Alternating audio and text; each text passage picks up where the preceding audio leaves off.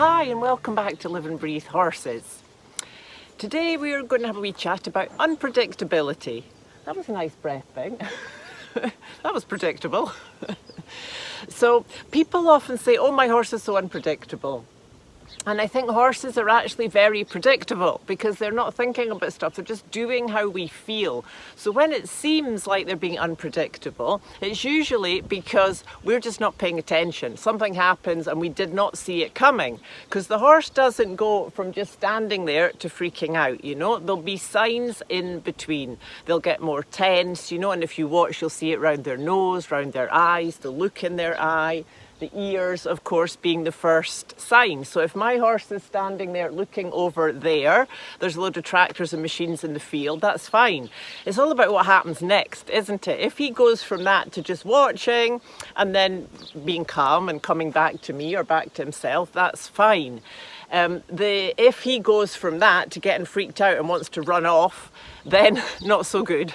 So it's about predicting in advance, you know, and practicing that so we get to know our horse, and if we need to do something to help them or if they can change focus on their own. Which would be the goal, wouldn't it? That they can find comfort on their own without always needing us to help and support them. So that also comes up a lot in, well, for example, in riding, and people say, oh, my horse is spooking, and you know, it's just a bird in the bush, and they're freaking out and having a really big reaction. And I think that's about when the horse is not feeling completely calm. So while they're calm and feeling okay in themselves and with us, then a bird in the bush might give them a little spook, but it's not going to freak them out. So when they seem to have overly big reactions to things and get really scared, I think that's because something's already going on. Maybe they're not confident with the rider or in the place or the tack or the education they've had, whatever it is, you know, that's our job to find that out. Hey, little Bing. So yeah, I hope that is helpful. You know, it's the word always. So when people say, oh, my horse always does that, they're always scared of that tree. So actually that's quite predictable if we're saying it always happens.